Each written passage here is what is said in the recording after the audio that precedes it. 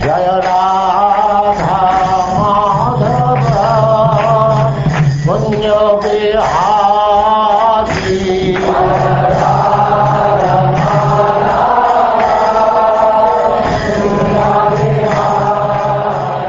And now chapter 44, the killing of Kamsa.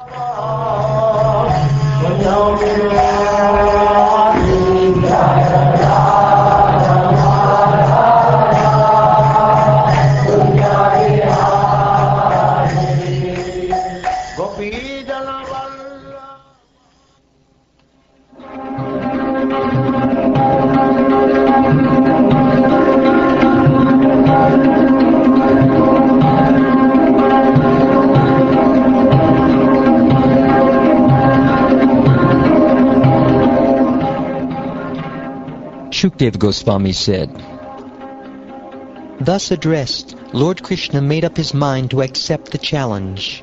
He paired off with Chanura and Lord Balaram with Mushtika. Seizing each other's hands and locking legs with each other, the opponents struggled powerfully, eager for victory.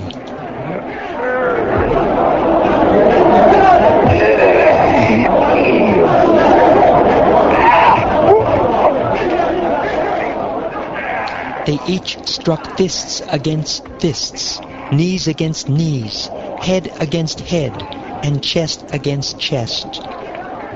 Each fighter contended with his opponent by dragging him about in circles, shoving and crushing him, throwing him down and running before and behind him.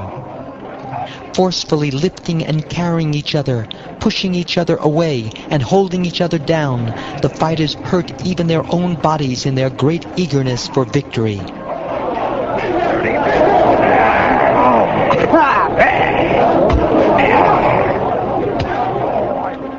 My dear King, all the women present, considering the match an unfair fight between the strong and the weak, felt extreme anxiety due to compassion.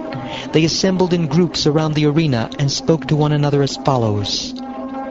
Alas, what a greatly irreligious act the members of this royal assembly are committing. As the king watches this fight between the strong and the weak, they also want to see it. What comparison can there be between these two professional wrestlers, with limbs as strong as lightning bolts and bodies resembling mighty mountains, and these two young, immature boys with exceedingly tender limbs? Religious principles have certainly been violated in this assembly. One should not remain for even a moment in a place where irreligion is flourishing. A wise person should not enter an assembly if he knows the participants there are committing acts of impropriety.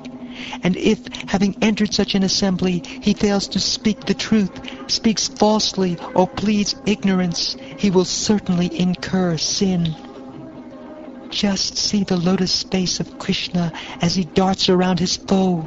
That face, covered with drops of perspiration brought on by the strenuous fight, resembles the whirl of a lotus covered with dew. Don't you see the face of Lord Balaram, with its eyes copper red from his anger toward Mushtika, and its beauty enhanced by his laughter and his absorption in the fight? How pious are the tracts of land in Vraja, for there the primeval personality of Godhead, disguising himself with human traits, wanders about, enacting his many pastimes.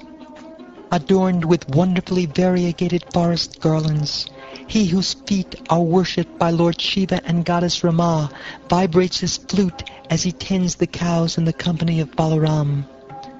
What austerities must the gopis have performed! With their eyes, they always drink the nectar of Lord Krishna's form, which is the essence of loveliness and is not to be equaled or surpassed. Oh, that loveliness is the only abode of beauty, fame, and opulence. It is self-perfect, ever fresh, and extremely rare.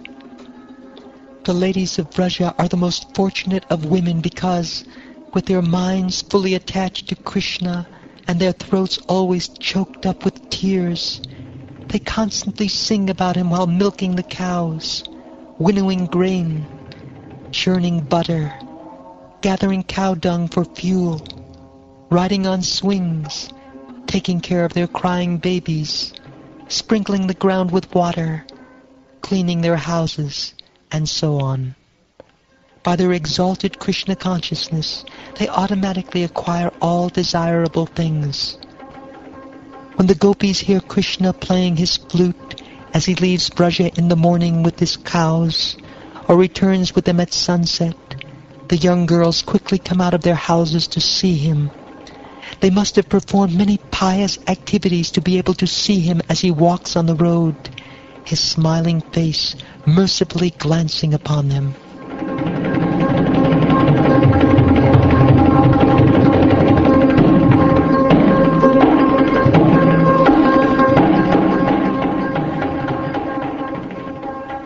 As the women spoke thus, O hero of the Bharatas, Lord Krishna, the master of all mystic power, made up his mind to kill his opponent. Out of affection for the two lords, their parents, Devaki and Vasudeva, became overwhelmed with sorrow when they heard the women's fearful statements. They grieved, not knowing their son's strength. Lord Balaram and Mushtika, expertly displaying numerous wrestling techniques, battled each other in the same way that Lord Krishna and his opponent did.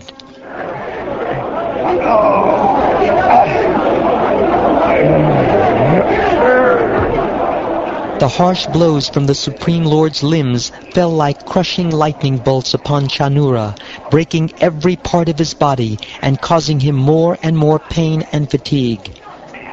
Furious, Chanura attacked Lord Vasudeva with the speed of a hawk and struck his chest with both fists. No more shaken by the demon's mighty blows than an elephant struck with a flower garland, Lord Krishna grabbed Chanura by his arms, swung him around several times, and hurled him onto the ground with great force. His clothes, hair, and garlands scattering, the wrestler fell down dead, like a huge festival column collapsing.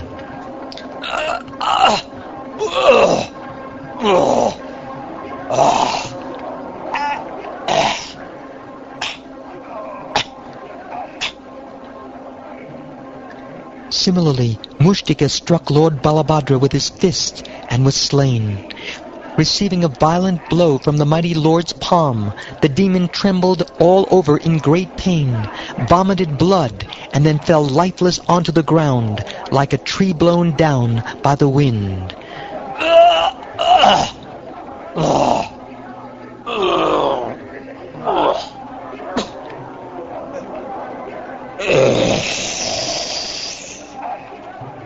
Confronted next by the wrestler Kuta, Lord Balaram, the best of fighters, playfully and nonchalantly killed him with his left fist, O king.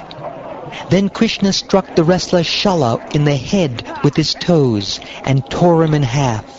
The Lord dealt with Toshla in the same way, and both wrestlers fell down dead.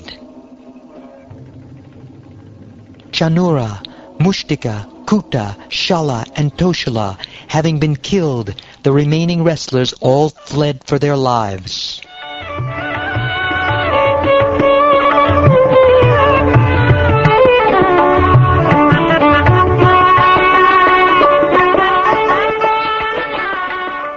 Krishna and Balaram then called their young cowherd boyfriends to join them, and in their company the lords danced about and sported, their ankle bells resounding as musical instruments played. Everyone except Kamsa rejoiced at the wonderful feat Krishna and Balaram had performed. The exalted Brahmins and great saints exclaimed, "Excellent! Excellent!" The Bhoja king, seeing that his best wrestlers had all been killed or had fled, stopped the musical performance originally meant for his pleasure and spoke the following words. "Drive the two wicked sons of Vasudeva out of the city. Confiscate the cowherd's property and arrest that fool Nanda. Kill that most evil fool Vasudeva.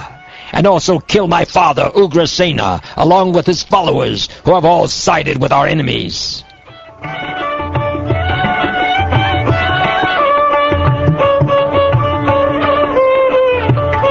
As Kamsa thus raved so audaciously, the infallible Lord Krishna, intensely angry, quickly and easily jumped up onto the high royal dais. Seeing Lord Krishna approaching like death personified, the quick-witted Kamsa instantly rose from his seat and took up his sword and shield. Sword in hand, Kamsa moved quickly from side to side like a hawk in the sky. But Lord Krishna, whose fearsome strength is irresistible, powerfully seized the demon, just as the son of Tarksha might capture a snake. Grabbing Kamsa by the hair and knocking off his crown, the lotus-naveled lord threw him off the elevated dais onto the wrestling mat. Then the independent lord, the support of the entire universe, threw himself upon the king, and striking his body repeatedly, killed him.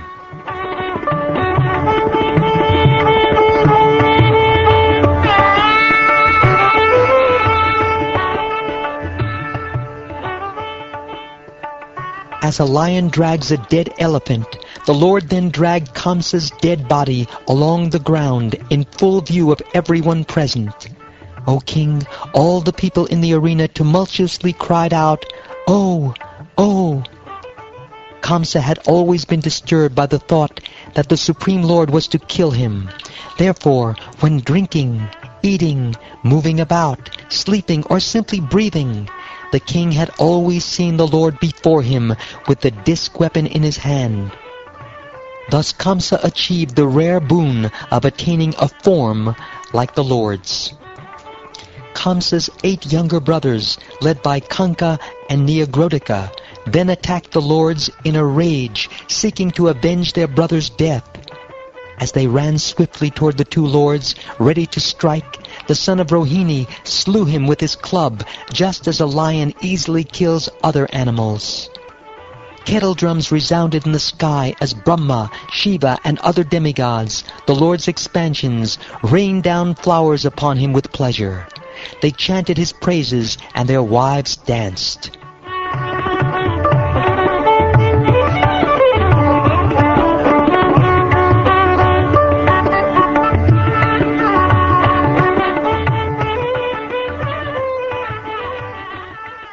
My dear King, the wives of Kamsa and his brothers, aggrieved by the death of their well-wishing husbands, came forward with tearful eyes, beating their heads.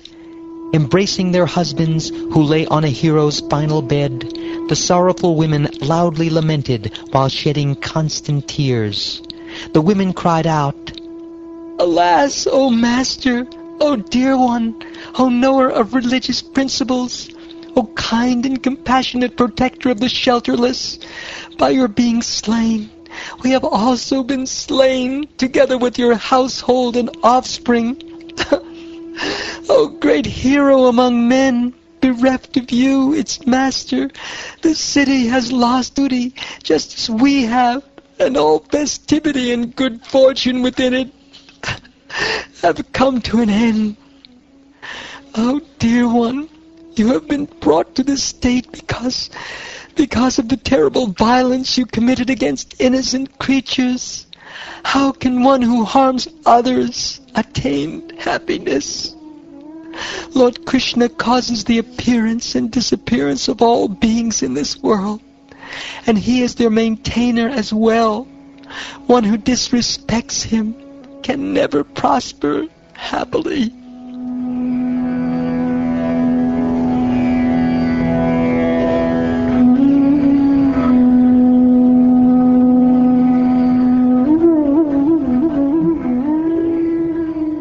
After consoling the royal ladies, Lord Krishna, sustainer of all the worlds, arranged for the prescribed funeral rites to be performed. Then Krishna and Balaram released their mother and father from bondage and offered obeisances to them, touching their feet with their heads. Devaki and Vasudeva, now knowing Krishna and Balaram to be the lords of the universe, simply stood with joined palms. Being apprehensive, they did not embrace their sons.